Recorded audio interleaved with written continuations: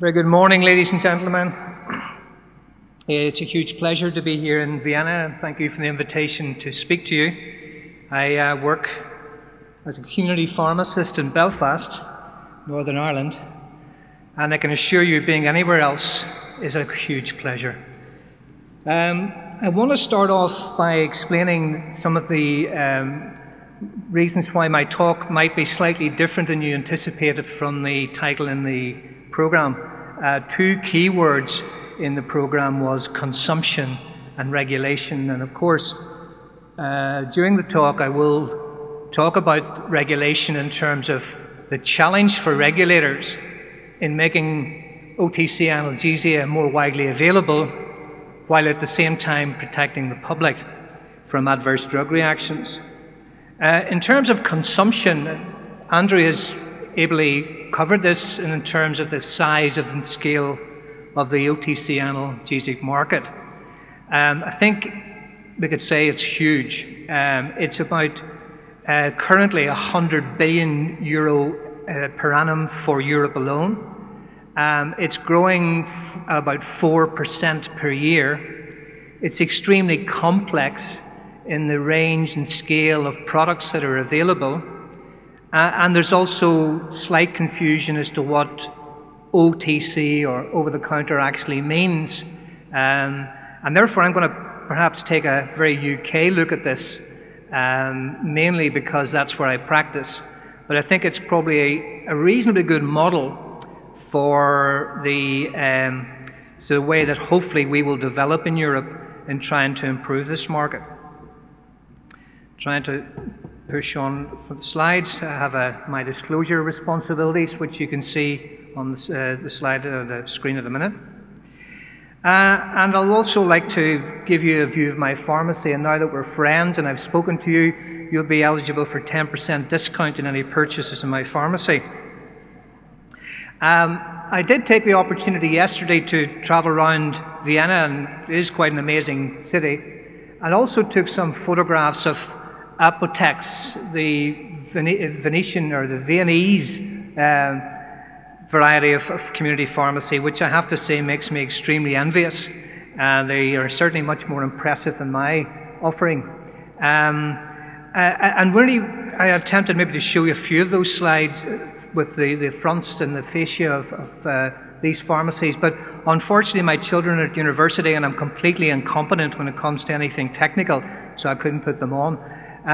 But just to say that one of the interesting features of most of the pharmacies in Vienna is an advertisement for aspirin, which I find quite interesting as a community pharmacist, because in the UK we don't really do very much with it over the counter for reasons which I'm sure our next speaker will cover.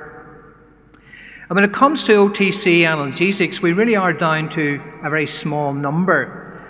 We have paracetamol introduced in the 1950s. Shown to be very effective and with a range of applications, and it really didn't come under the significant investigations that medicines produced after that time came under by the regulators. And as a result, ibuprofen, in my opinion, sort of got a raw deal. It became much more highly investigated, and of course it was always a prescription-only medicine before it was switched over the counter. Aspirin, which I've just mentioned, has been available since the 1890s. 1899, I think, was the year it was put on the market. And indeed, different formulations of aspirin to try and reduce toxicity and indeed increase effectiveness have been provided. It's still there, it's still being used, it's defining new applications beyond analgesia. But in terms of the management of daily pain or simple pain, mild to moderate pain, certainly in the UK it's gone out of favour.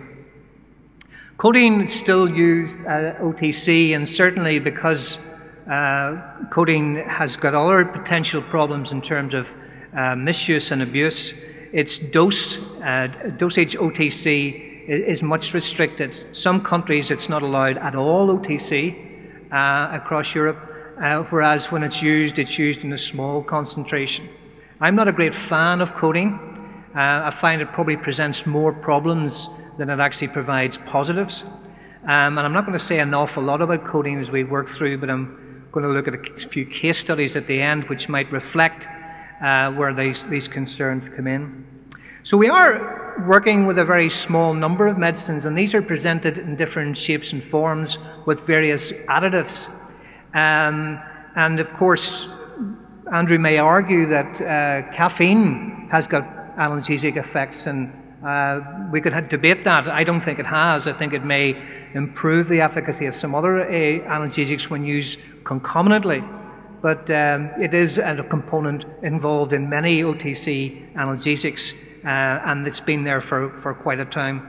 So there's a lot of custom and practice in this area, and therefore I'm very grateful to Andrew and his colleagues for trying to get an evidence-based, scientific basis on which we can inform the general public and the patient so that they can use these medicines more safely, but also informing my colleagues, community pharmacists, to make sure that they are, first of all, using the right medicine in the right patient, at the right dose, in the right dosing frequency, for the right length of time, and by the right route. And that's a big ask, and it's certainly a big ask from a regulatory point of view. Now, the reason why this is important is because, certainly across Europe, and particularly in the UK, we're very much supporting a government policy of self-care. Self-care, I believe, is fundamental to ensuring that we certainly reduce the pressure on primary care and secondary care by allowing people to self-medicate to look after their own health. This idea of a lifelong culture and practice. It's the action of individuals to take themselves and their families and to stay healthy, manage minor and even chronic conditions, but to base that on knowledge and the information available. And that's very, very important.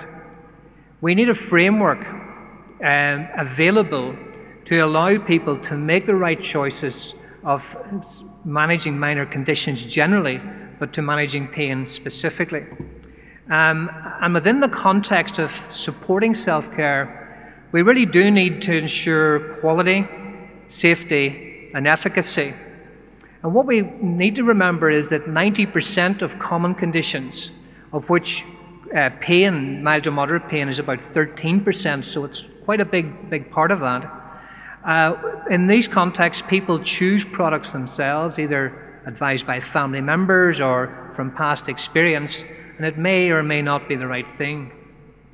So why is self-care important? Well, I think as we move into a new century, and we're well into that new century now, we have huge pressures on national medicine services, and those services will continue to have that pressure unless the individual citizen takes back more responsibility for themselves. In the past, medicine could be accused of being patronizing. I'm sure you're not patronizing people, but there was this idea that the doctor's always right and you have to seek the GP. In Northern Ireland, we seek, or the average person visits the GP 6.5 times a year. I don't know how you can visit your doctor half a time, but it's statistics. Compared to the Irish Republic, where it's 2.5 visits a year. Yet there's no evidence that the Republic of Ireland had any less healthy population than we have in the north. So going to GP isn't very, certainly a determinant of health. It's more effective when the health service is there. But to look at the challenge from minor conditions, about 10% of all minor conditions arrive at the GP, and there's no need for that. This figure has been similar since 1997, so it really hasn't changed, and therefore the culture is not any different. Huge number of consultations, 96 million for the UK, of which it's about 300,000 GP consultations a day. 30-odd% of GP consultations, time taken up dealing with common self-limiting conditions that could be dealt with by the individual with the right support. And these are big consequences. Even more so when we look at accident and emergency departments. These are for people who are really seriously ill, and yet a lot of people with common conditions still come up. Accident and emergency would claim that 30 to 40% of the people they see are coming with minor sprains and strains and headache. And really, if they understood the condition and they realized what medicines were available for them, they wouldn't be ending up there. So huge and significant. And when we look specifically at pain, and it covers a wide dimension of things, about 13% of the population will be suffering some form of pain, which has a significant impact on their quality of life and needs to be dealt with. 60% of chronic pain sufferers will need additional OTC support, which suggests that perhaps the management isn't great. And certainly whenever people suffer from pain, sleep's disturbed, and I'm sure you know about this probably better than I do. So here's the sort of minor condition iceberg. I know it's not an iceberg, it's a triangle, but you get the metaphor. Very high percentage at the top, at the very top, we're looking at the complex conditions that really are the specialist conditions. Then there's sort of below that, those things which perhaps do deserve to be with the general practitioner. But below that is this massive area which really does need to be supported, because if it's not supported properly and it grows in the next number of years, then the pressures on general practice and secondary care will be significant. So what is the best OTC outcome? Well, it must be safe, effective treatment. It can be for chronic or acute conditions, supporting patients' needs, also linked into perhaps government target policies and within the national view, and also the right medicines available and marketed properly so that they can be part of the process. We would see community pharmacy as a major opportunity here in terms of how we can be used more to support this self-care. And that's providing the framework whereby self-care can be dealt with effectively and safely by proper questioning. The pharmacies, certainly in the UK and I know other European regions, are increasingly engaging with this and making sure that when someone presents with a minor condition, that a range of questions are asked. They don't have to be questions, they could be establishing pieces of information. But on the basis of that information, then it's much more likely that a proper differential diagnosis will be made, and indeed the right treatment will be provided. Another questioning scheme, this is called as method, allows us to establish who the patient is, what age category they're in, if they're taking any current medicines which could have a very major impact, exactly to explain the conditions, because very often patients aren't very versed in the medical knowledge, so therefore it's very difficult for them to explain what's exactly going on. Pharmacists can do this. The time of the symptoms, are they acute, is it chronic? Any history of past conditions, chronic disease, for example, diabetes, coronary heart disease, or respiratory conditions. Any other symptoms that are concurrent with the current one. Patients, we find from research, only present one condition, the one that's really important to them. Pain's often that one, but it may be associated with, for example, breathlessness, which may indicate a more serious condition. And then finally, lifestyle issues. Are they doing anything to alleviate or worsen the condition? So when we're looking at patients presenting with pain, these are the sort of pieces of information we need to then come up with a differential diagnosis, decide whether we will treat with a common analgesic or whether we'll refer perhaps to the general practitioner or some other agency.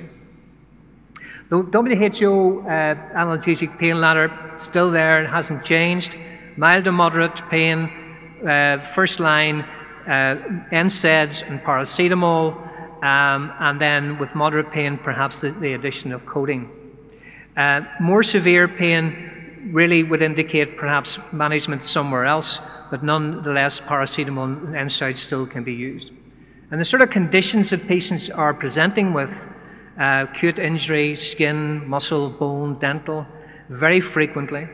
Musculoskeletal disease, such as arthritis. Certain cancers present very, very complex pain presentations, which do need referral. This issue of visceral pain when we identify it because of organ damage. And then there's the whole plethora of brain headache, from common headache, tension type headache, migraines and the more unusual cluster headaches and such like, and then the challenge of nerve pain, neuropathic pain. So all these types of pain are presented in pharmacies, and it's important that they are sort of dealt with in a systematic way. We see patients, probably 100 on average would visit a pharmacy in the UK on a daily basis. So just look at, I want to look at 3 areas just very briefly before I finish off, just to give you a flavour of how it's done. And then give an example of patients who presented incorrect, well, having used incorrect pain management to then get supported in dealing with it properly. I'm going to look first at musculoskeletal disease, where we're looking at, first of all, symptom control, which hopefully will support reduced joint damage and disability and improve patients' quality of life. So it's a management issue. Now, clearly the first treatment that pharmacists would provide would be ibuprofen. It's much more effective than the paracetamol options for this type of pain. But of course, we need to consider other indications. There are 3 non-steroidals currently available OTC in the UK. And if indeed manufacturers wish to increase the number of non-steroidals, they will need to make an application for switching, and that must be supported by a framework, very often involving the way that pharmacy will sell that medicine, supply that medicine, and advise patients appropriately. So risk factors that spring to mind are older patients, making sure that they're used appropriately in that patient group, specific diseases such as renal heart disease, history of ulceration, also the dose that's being used, and also consideration about whether combinations are appropriate. So advising patients is vitally important. This is just a case study of a patient who presented. He came in with the gentleman, he's 54 years of age, normally very active, but reporting lower back pain. Can't get to his GP for 2 weeks. In fact, that's pretty impressive. For GPs, it's usually 4 weeks before you can see them. He is currently being treated for blood pressure. He's taken benzomethiazide. And he has been using a heat rub for a number of days without much benefit. Playing football with colleagues was the source of the problem, and he has no other symptoms. So very quickly, within a small consultation, the key pieces of information are established, and this patient then is advised to use an oral ibuprofen preparation simply because it'll be more effective than the heat rub he's been currently using. And indeed he did do that, and he came back and reported that this is very extremely effective. The second case study area was looking at headache, and headache's an extremely common condition that pharmacies deal with. Different types of headache, but by far the most common is tension type headache. There's debates around the actual frequency, but I think the vast majority of us all suffer some form of tension type headache within a year. Some people, sadly, 3% of our population are getting tension type headache or reporting it on a daily basis. Then the more severe forms of headache, traction headache, which is very severe inflammatory issues and needs referral.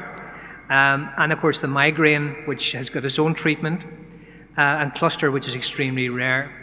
So a patient coming in pharmacists are currently thinking of what patients would be of concern and would need referral, and what patient could safely treat themselves. Age of onset, middle age, near elderly patients.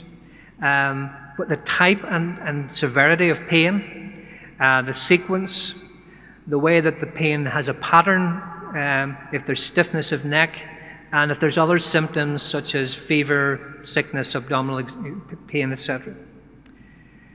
So this is a patient coming to the pharmacy, had been taking paracetamol for a headache, 58 years of age, male. The medicines he'd been changed to recently was glycerin trinitrate, but no one had seemed to tell him that glycerin trinitrate was a cause of headache when it's used. So he'd been treating the headache with paracetamol, and the advice was simply reassurance, understanding of how to use his GTN, and no treatment was applied in this case. And the final case I picked up it was to do with a patient who's a 34-year-old. It's for herself, Sandra. She's come into the pharmacy. She is taking only HRT, but also taking naproxen 500 milligrams, and had sort of described the headache basically as a constant daily headache or a tension type. She'd been adding into her naproxen treatment OTC Paracetamol and Codeine preparation, and that followed a road traffic accident some years ago. No obvious other symptoms. She certainly was a chain smoker, unfortunately. But again, the idea here is that what we're establishing is that this patient has basically medication headache. The reason for her headache is her frequent use of OTC analgesics. And this is an area where, again, pharmacy can identify the problem and try and then resolve it once the patient has a better understanding of it. And sadly, this is an area which, if we don't manage this market properly, has the potential to increase. And that's me on the slides, ladies and gentlemen. I'm really delighted to have an audience. I did speak at a conference in Dublin some years ago, and 3 people turned up. Must admit, I did get rather angry and told them I would take them to the bar and tell them about my research. And one of them, who was an American, said he couldn't go with me because he was speaking after me. Okay, thank you very much indeed.